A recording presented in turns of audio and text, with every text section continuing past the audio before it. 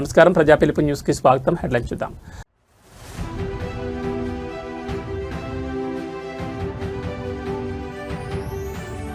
ప్రారంభమైన ప్రత్యేక parliament session, 3 ప్రధాన బిల్లులపై చర్చ.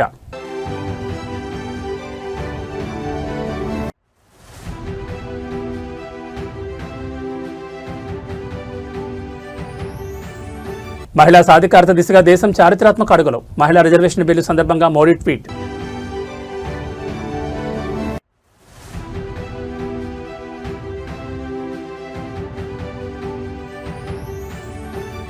తెలంగాణ వాటా తగ్గితే భారీ ఉద్యమం, డీలిమిటేషన్పై కవిత వార్నింగ్.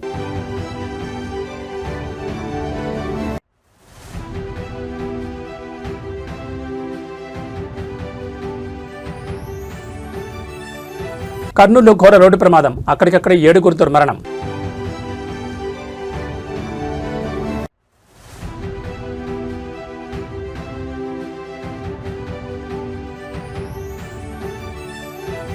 నిప్పుల కొలిమిగా తెలుగు రాష్ట్రాలు, ఏపీ తెలంగాణలో ఆరెంజ్ అలర్ట్ జారీ.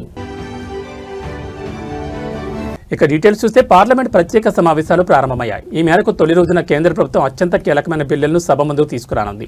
మహిళా రిజర్వేషన్ అమలు, నియోజకవర్గాల పునర్విభజన ప్రక్రియను వేగవంతం చేసే దిశగా కేంద్ర న్యాయశాఖ మంత్రి అర్జున్ రామ్ మేఘ్వాల్ 3 ముఖ్యమైన బిల్లులను ప్రతిపాదించనున్నారు. 131వ రాజ్యాంగ సవరణ బిల్లులో భాగంగా మహిళా రిజర్వేషన్ల అమలుకు మార్గం సుగమం చేస్తూ దేశవ్యాప్తంగా డీలిమిటేషన్ ప్రక్రియను చేపట్టేందుకు ఈ బిల్లును కేంద్ర ప్రభుత్వం ప్రవేశపెట్టనుంది. లోక్సభ, రాష్ట్రాల, అసెంబ్లీ నియోజకవర్గాల పునర్విభజన కోసం స్వతంత్ర డీలిమిటేషన్ కమిషన్ ఏర్పాటు చేసేందుకు ఉద్దేశించిన మరో బిల్లును మంత్రి సభలో ప్రవేశపెట్టున్నారు. అదేవిధంగా కేంద్రపాలిత ప్రాంతాల్లో కూడా నియోజకవర్గాల పునర్విభజనకు అవకాశం కల్పించేలా ప్రత్యేక బిల్లును ప్రభుత్వం తీసుకురానుంది.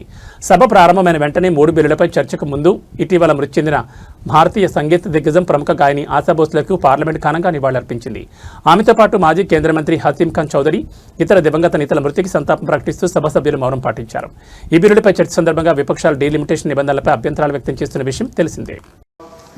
ధన్యవాదాలు అధ్యక్ష మహోదయ. मैं आपकी अनुमति से ये प्रस्ताव करता हूं कि परिसीमन विधेयक 2026 को पूर्व स्थापित करने की अनुमति दी जाए. నేటి నుంచి ప్రారంభమయ్యే పార్లమెంట్ ప్రత్యేక సమావేశాల్లో మహిళా సాధికార దిశగా దేశం చారిత్రాత్మక అడుగులు వేయడానికి సిద్ధంగా ఉందని ప్రధాని మోడీ అన్నారు. మహిళా రిజర్వేషన్ బిల్లు ప్రవేశపెడుతున్న సందర్భంగా మహిళలను ఉద్దేశించి ఎక్స్లో కీలక ట్వీట్ చేశారు. నేటి నుంచి ప్రారంభమవుతున్న పార్లమెంట్ ప్రత్యేక సమావేశాల్లో మహిళా సాధికార దిశగా దేశం చారిత్రాత్మక అడుగు వేయడానికి సిద్ధంగా ఉంది. మా తల్లులు, అక్కా చెల్లెలకు ఇచ్చే గౌరవమే దేశానికి ఇచ్చే గౌరవం. ఇదే స్ఫూర్తితో మేము ఆ దిశగా దృఢ సంకల్పంతో ముందుకు సాగుతున్నామని పేర్కొన్నారు. నేటి నుంచి 3 రోజుల పాటు పార్లమెంట్ ప్రత్యేక సమావేశాలు జరగనున్నాయి. ఈ సమావేశాల్లో మహిళా రిజర్వేషన్ బిల్లు, నారీ శక్తి వందన్ చట్ట సవరణ, డీలిమిటేషన్ వంటి కీలక బిల్లులపై చర్చ జరగనుంది. 2023లో ఆమోదించబడిన మహిళా రిజర్వేషన్ చట్టమైన నారీ శక్తి బంధన్ చట్టాన్ని పూర్తిగా అమలు చేయడమే ఈ బిల్లుల లక్ష్యం. 2029 నాటికి మహిళా రిజర్వేషన్ చట్టాన్ని అమలు చేయడం, లోక్సభలో సభ్యుల సంఖ్యను 850కు పెంచడమే మోడీ సర్కార్ లక్ష్యంగా పెట్టుకుంది. ఇదిలా ఉంటే డీలిమిటేషన్ బిల్లును ఇండియా కూటమి తీవ్రంగా వ్యతిరేకిస్తోంది. అంతేకాకుండా మహిళా రిజర్వేషన్ బిల్లు కూడా కేంద్రం దురుద్దేశంతోనే తీసుకొస్తోందని ఆరోపిస్తోంది. అయితే బిల్లులపై ఇండియా కూటమి వర్సెస్ ఎన్డీఏ కూటమి మధ్య ఫైటింగ్ జరిగే సూచనలు కనిపిస్తున్నాయి. 3 రోజుల ప్రత్యేక సమావేశాల్లో బిల్లులు ఆమోదం పొందుతాయా లేదా అన్నది వేచి చూడాలి.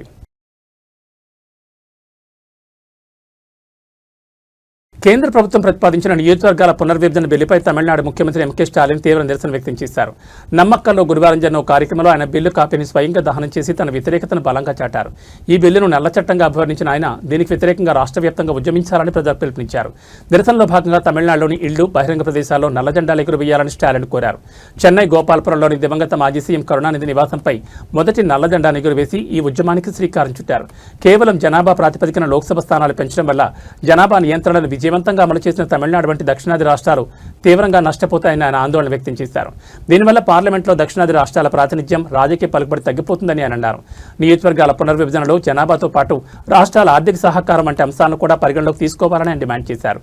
1950, 60 దశకాల్లో తమిళగడ్డపై జరిగిన హిందీ వ్యతిరేక ఉద్యమం తరహాలోని ఈ బిల్లుకు వ్యతిరేకంగా మరో పోరాటం మొదలైందని స్టాలిన్ వ్యాఖ్యానించారు. ప్రస్తుతం ఉన్న 545 లోక్సభ స్థానాలను 850కి పెంచాలని కేంద్రం ప్రతిపాదించింది. అయితే ఈ పెంపు ఉత్తరాది రాష్ట్రాలకు రాజకీయంగా అధిక లబ్ధి చేకూరుస్తుందని, దక్షిణాది రాష్ట్రాల వారిని అణచివేస్తుందని డీఎంకే సహా పలు విపక్షాలు తీవ్రంగా వ్యతిరేకిస్తున్నాయి.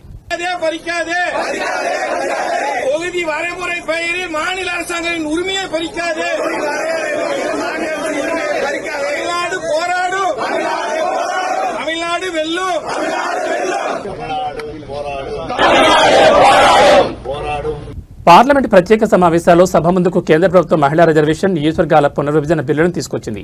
ఈ బిల్లులపై తెలంగాణ జాగృతి అధ్యక్షురాలు కల్వకుంట్ల కవిత కేంద్ర ప్రభుత్వానికి స్పష్టమైన హెచ్చరికలు జారీ చేశారు.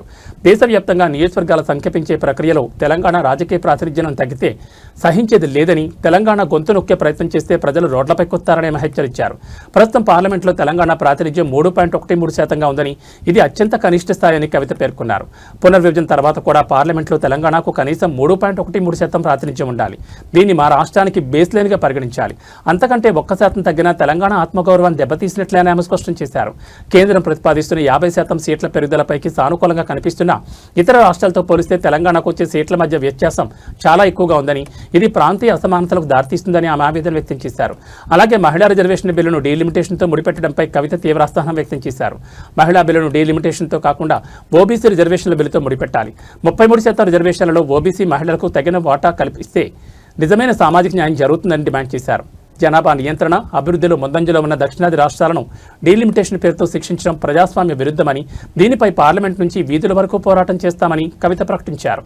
Telangana currently as a state has 3.13% in the parliament, and after the delimitation we are hoping that that should be the baseline of the percentage of Telangana representation in parliament. It should only go up after delimitation, but it should not come down. The 50% blanket increase that the central government is proposing right now on the face of it looks fine, but when you actually compare to the increase in other states versus Telangana, then the gap looks more. But then yet 3.13% should be the baseline for our state. If it goes down, people of Telangana are certainly going to hit the streets. And it is really unfortunate that the union government wants to link women's bill with the delimitation. తమ సమస్యల పరిష్కారం కోసం సమ్మెబాట పట్టిన విద్యుత్ ఆర్టిజన్లకు తెలంగాణ ట్రాన్స్కో సంస్థ గట్టి హెచ్చరిక జారీ చేసింది. నేడు ఉదయం 11 గంటలలోపు విధుల్లో చేరని పక్షంలో వారిని ఉద్యోగాల నుంచి తొలగిస్తామని స్పష్టం చేసింది. విద్యుత్ సరఫరా అనేది నిత్యావసర సర్వీసుల కిందకు వస్తుందని ట్రాన్స్కో యాజమాన్యం గుర్తు చేసింది. రాష్ట్రంలో అమల్లో ఉన్న టెస్మా ప్రకారం విద్యుత్ సంస్థలో సమ్మె చేయడం నిషిద్ధం. ప్రజలకు అంతరాయం కలగకుండా విద్యుత్ సరఫరాను కొనసాగించడం ప్రభుత్వ బాధ్యతని, దీన్ని అడ్డుకుంటే కఠిన చర్యలు తప్పవని హెచ్చరించింది. ఉద్యోగులు తమ సమ్మెను విరమించి నిర్దేశించిన సమయంలోపు తమ విధులకు హాజరు కావాలని యాజమాన్యం ఆదేశించింది. ఆదేశాలను ధిక్కరిస్తే ఎలాంటి నోటీసులు లేకుండానే ఉద్యోగం నుండి తొలగిస్తామని అల్టిమేటం జారీ చేయడంతో విద్యుత్ వర్గాల్లో ఉత్కంఠ నెలకొంది. ప్రస్తుత పరిస్థితుల్లో ఆర్టిజన్ల నిర్ణయం ఏ విధంగా ఉండబోతుందో అన్న అంశంపై అందరి దృష్టి నెలకొంది.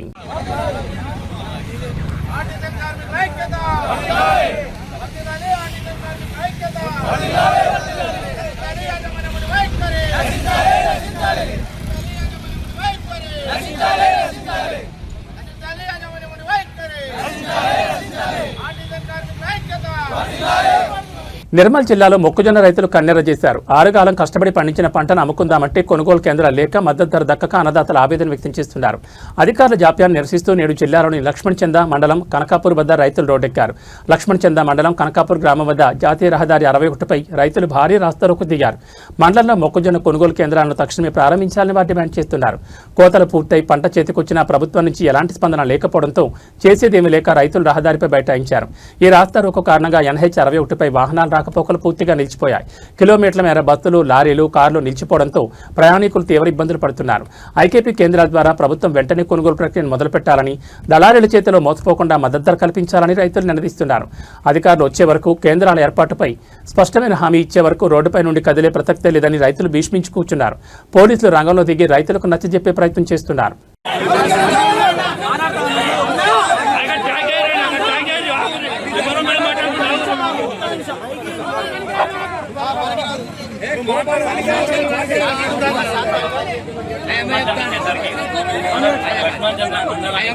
సెంటర్ వచ్చింది, మన మండలిగా ఒక సెంటర్ వచ్చింది.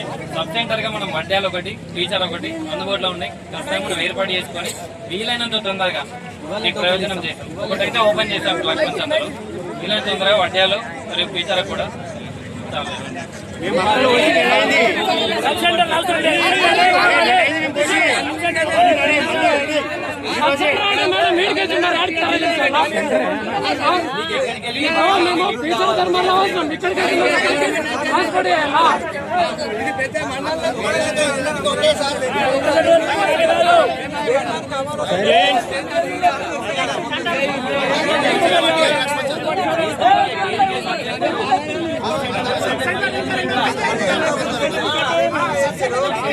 Gracias.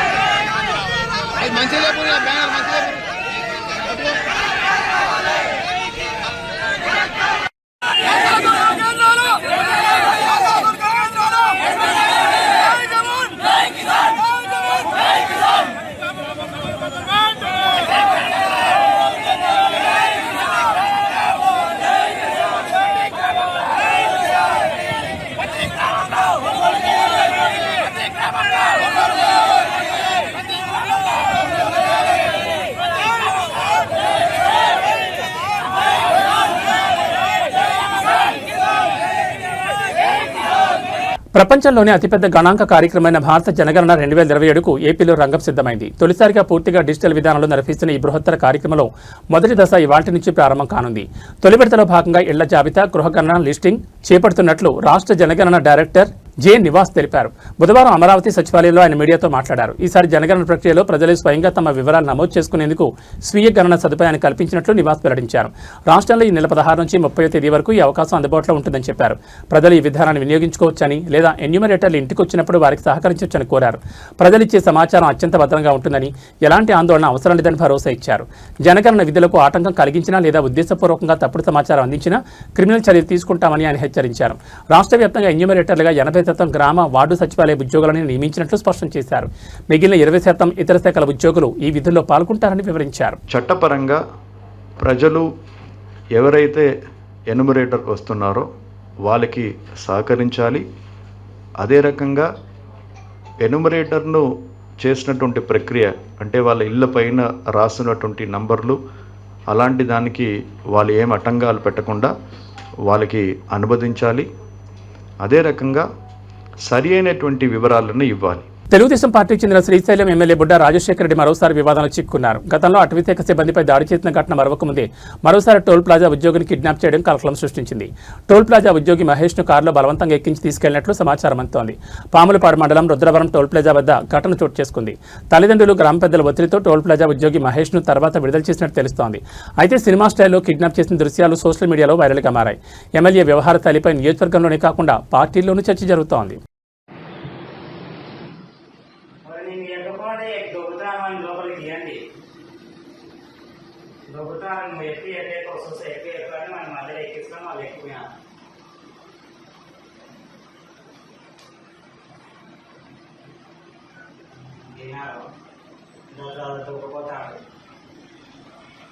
వీడియో చూస్తున్నాం.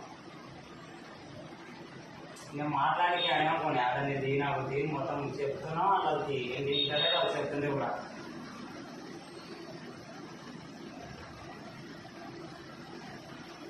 మన పక్కకు వచ్చినాడు కదా, మన పక్క అది మన తిన్నాడు. పక్కకు వచ్చినాడే మా పక్క దగ్గర నేను ఫోన్ చేస్తున్నా.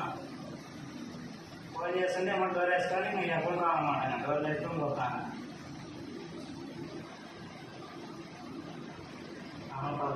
వాళ్ళు ఫోన్ చేస్తాను ఉంటే పవనాలు పామపాలిన నాకు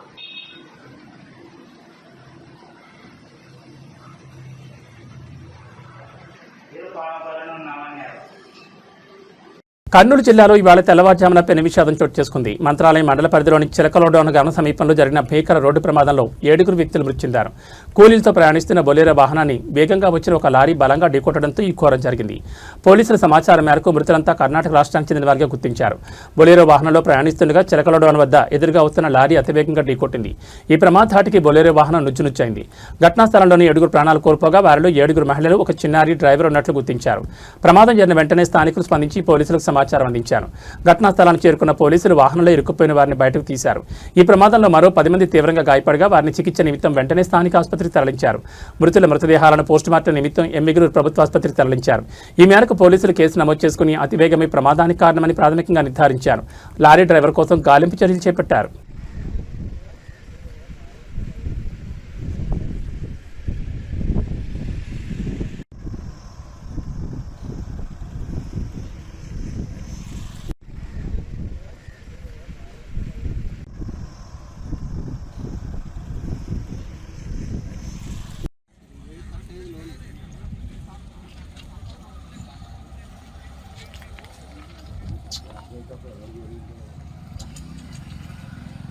కొనబోయడా మనిషి తీసుకుని శాతం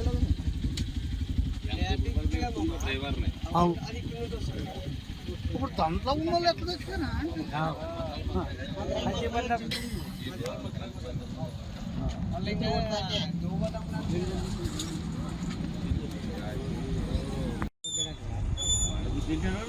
చాలా కర్ణాటక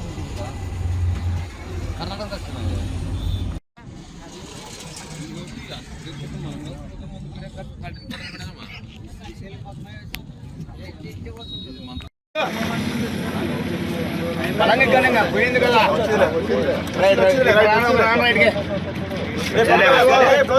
తీసుకురా పట్టు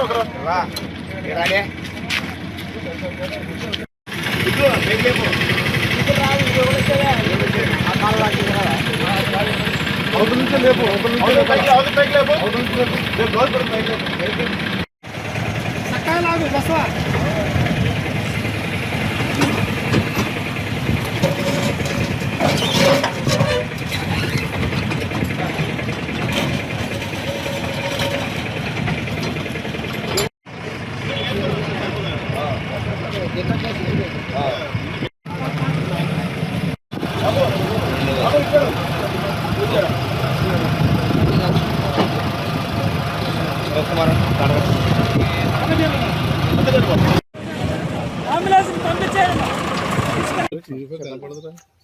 అందరికీ నమస్కారం అండి.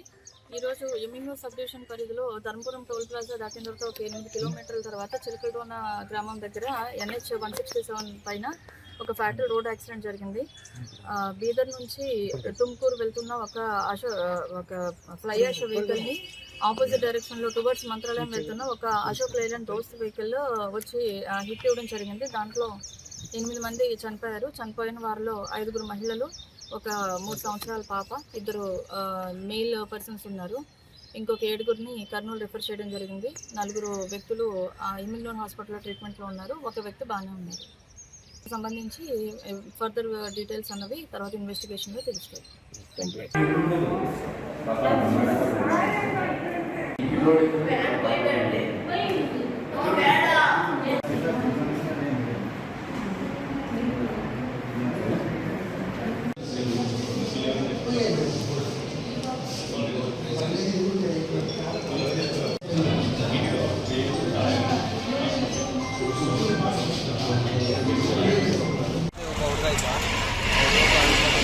ಯಾಕೆ ನೀವು ನೋಡಿಲ್ಲ? ನಮ್ಮ ಹುಡುಗ ಇಬ್ಬರು ಮಲಗಿದ್ರು ಯಾವ ಥರ ಆಯಿತು ಏನಾಯಿತು ಅಂತ. ಈಗ ಸತ್ತವರು ಹೆಣ್ಮಕ್ಳ ಗಂಡು ಮಕ್ಳ? ಸರ್ ಹೆಣ್ಮಕ್ಳೊಬ್ರು ಡ್ರೈವರ್ ಒಬ್ಬ ಸುನಿಲ್ ಅಂತ.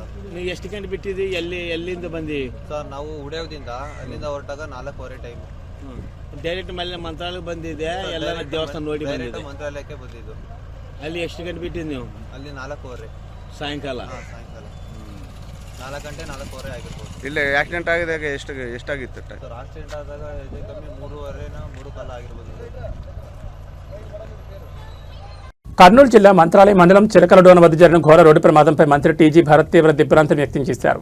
కర్నూలు ప్రభుత్వ ఆసుపత్రిలో క్షతగాత్రులను జిల్లా కలెక్టర్ డాక్టర్ ఏ సరితో కలిసి పరామర్శించారు. ఈ సందర్భంగా మెరుగైన వైద్యం అందించాలని డాక్టర్లను ఆదేశించారు. అనంతరం మీడియాతో మాట్లాడుతూ ప్రమాదానికి గల కారణాలు తెలుసుకుంటున్నామన్నారు. బ్లాక్ స్పాట్ గురించి ప్రమాదాల నివారణకు చర్యలు తీసుకుంటామని పేర్కొన్నారు. మంత్రాలయం దర్శనానికి వస్తూ 8 మంది ప్రాణాలు కోల్పోవడం ఎంతో బాధాకరమని వాపోయారు. మృతుల కుటుంబాలకు ప్రగాఢ సానుభూతిని తెలియజేస్తున్నామన్నారు. పరిస్థితి విషమంగా ఉన్నవారని ఎమ్మిగనూరు నుంచి ఇక్కడికి తరలించి చికిత్స అందిస్తున్నామని కలెక్టర్ సిరి చెప్పారు.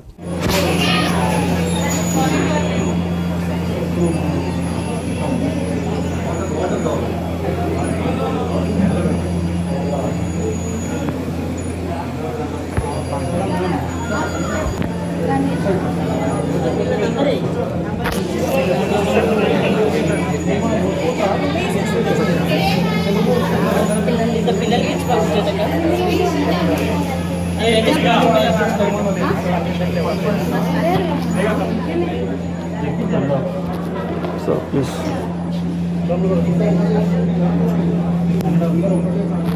పది పేషెంట్స్ వస్తున్నారని చెప్పారని ఎంతసేపు వెయిట్ చేయాల్సి వచ్చింది. వాళ్ళు ఎక్కడున్నారు? ఎప్పుడు ఆయన వెయిటింగ్ కానీ అంతసేపు ఏం చేస్తున్నారు సార్? వీళ్ళు వచ్చినప్పుడు వాళ్ళు వచ్చేయాలి కదా.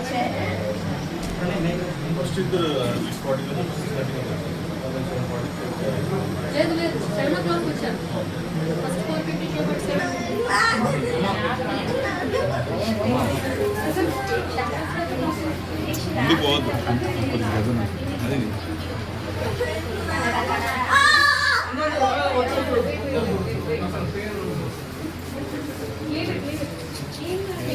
ఎందుకురా నువ్వు ఎన్నికి వచ్చేపాటు నువ్వు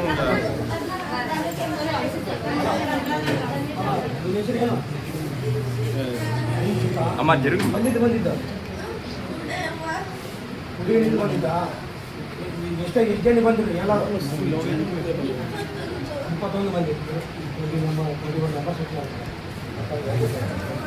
అలా ఎన్నింటి మంది ఎన్నింటి అలా నేను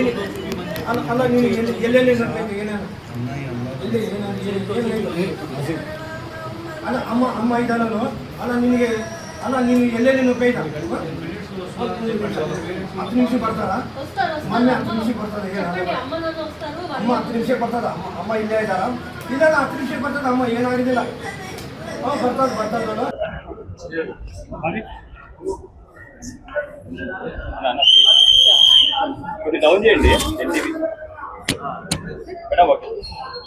అందరికీ నమస్కారం అండి. ఇవాళ ఒక అన్ఫార్చునేట్ ఇన్సిడెంట్ కర్నూలు జిల్లాలో జరిగింది. ఎర్లీ మార్నింగ్ అంటే తెల్లవారుజామున 3:30 ప్రాంతంలో ఒక బొలెరో, ఓపెన్ టాప్ బొలెరో ఒక 23 మందిని చిక్మంగళూరు నుంచి మంత్రాలయం టెంపుల్కి వెళ్తూ ఉన్నారు. సో ఎమ్మిగ్నూరు నుంచి మంత్రాలయం వెళ్తున్నప్పుడు అక్కడ చిలకలదోన బూదూరు క్రాస్ దగ్గర మంత్రాలయం నుంచి ఒక 8 కిలోమీటర్ల దూరంలో టోల్ ప్లాజా దగ్గర సిమెంట్ ట్యాంకర్ కి గుద్దడం జరిగింది. దీంట్లో 8 మంది చనిపోయారు. ఆ బొలెరోలో 23 మంది ఉన్నారు. 23లో ఒక 8 మంది చనిపోయారు. అండ్ ఇక్కడికి ఒక 8 మంది ఉన్నారు. మన జీజీహెచ్ లో ఒక 6, ఒక ప్రైవేట్ ఆకాష్ హాస్పిటల్లో ఒక 2, 8 మంది. ఇది కాకుండా ఇంకొక 4 షిఫ్ట్ అవుతూ ఉన్నారు అక్కడ నుంచి. ఇంకొక 3 ఇంజరీస్ పెద్దగా ఏమీ లేవని చెప్పి కన్విన్స్ చేసినా కూడా వెనక్కి వెళ్ళిపోయారు ఎమ్మిగ్నూరు హాస్పిటల్, ఏరియా హాస్పిటల్ నుంచి. ఏరియా హాస్పిటల్ ఎమ్మిగ్నూరులో ఆ 8 బాడీస్ ఇప్పుడు ఉన్నాయి. ఇమీడియట్ గా అది ఎఫ్ఐఆర్ చేసి ఇన్క్వెస్ట్ కంప్లీట్ అయిన తర్వాత ఆటోప్సీ కూడా తొందరగా చేసి ఆ కన్సర్న్డ్ వాళ్ళకి మేము ట్రాన్స్పోర్టేషన్ కూడా అరేంజ్ చేసి చిక్మంగళూరు పంపించడానికి అన్ని అరేంజ్మెంట్స్ చేయడం జరిగింది. ఇక్కడ ఉన్న 6లో ఇప్పుడు జీజీహెచ్ లో ఇప్పుడు ప్రస్తుతానికి ఉన్న 6లో ఒక 2 పరిస్థితి విషమంగా ఉంది. Head injury, major head injuries జరిగినాయి. వాళ్ళకి స్కాన్ కి అవి తీసుకెళ్లాము. ఇప్పుడు దాన్ని బట్టి మనకు తెలుస్తుంది. మిగతా 4 ఇంజరీస్ జరిగినాయండి, బట్ దే ఆర్ స్టేబుల్. ఈ 2 తప్ప మిగతా 4 బాగానే ఉన్నారు. ఇంకా 4 కూడా షిఫ్ట్ అవుతున్నారు. Will be monitoring closely. దీంట్లో ఏంటంటే చనిపోయిన వాళ్ళలో 2 జెంట్స్, 5 అడల్ట్ ఫీమేల్స్ ఉన్నారు. ఇంకొక అమ్మాయి చిన్న పాప, ఒక 5 years పాప కూడా చనిపోవడం జరిగింది. So this is the thing. Morning దాదాపు 3 గంటల టైంలో ఎమ్మిగ్నూరు మంత్రాలయం మధ్య ఒక ఘోరమైన యాక్సిడెంట్ జరిగింది. సో వీళ్ళందరూ కర్ణాటక వాసులు, చిక్మంగళూరు డిస్ట్రిక్ట్ వేలూరు తాలూకు వాళ్ళు మంత్రాలయం విజిట్ చేయడానికి నిన్న మధ్యాహ్నం 4 o'clock బయలుదేరి ఇక్కడ వస్తుండగా night time early morning 3 o'clock ఈ అశోక్ లేలాండ్ దోస్త్ వెహికల్ ఏముందో అది డ్రైవర్ మోస్ట్లీ ఇద్దరు మధ్యలో కంట్రోల్ పోయి ఆపోజిట్ డైరెక్షన్ అంటే రైట్ సైడ్ లో వచ్చి ఆపోజిట్ నుంచి వచ్చే ఈ ఫ్లై యాష్ వెహికల్, చెట్టినట్ సిమెంట్కి చెందిన ఫ్లై యాష్ వెహికల్కి ఢీకొట్టడం జరిగింది. దీంట్లో దురదృష్టవశాత్తు 8 మంది చనిపోయారు. మిగతా ఇంజూర్డ్ అందరినీ ఎమ్మిగ్నూరుకి, కర్నూలుకి షిఫ్ట్ చేయడం జరిగింది. వాళ్ళందరిది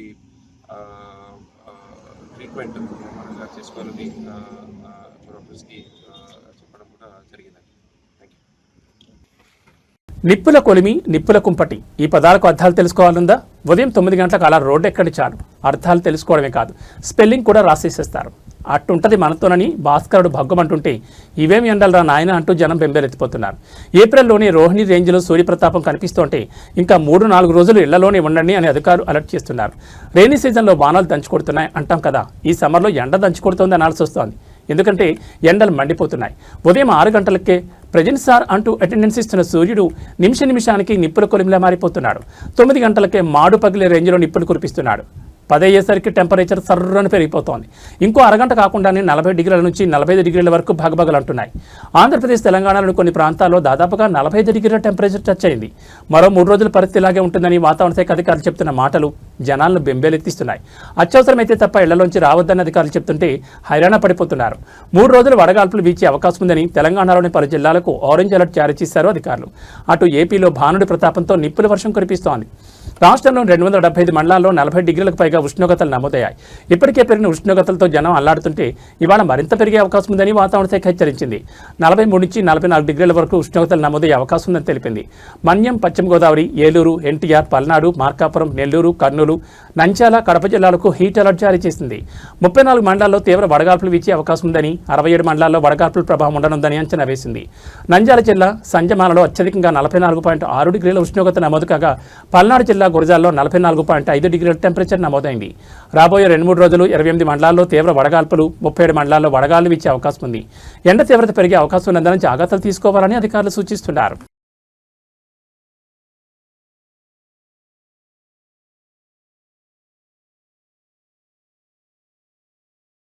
ఏబీ బులెటిన్ విశేషాలు. నమస్కారం.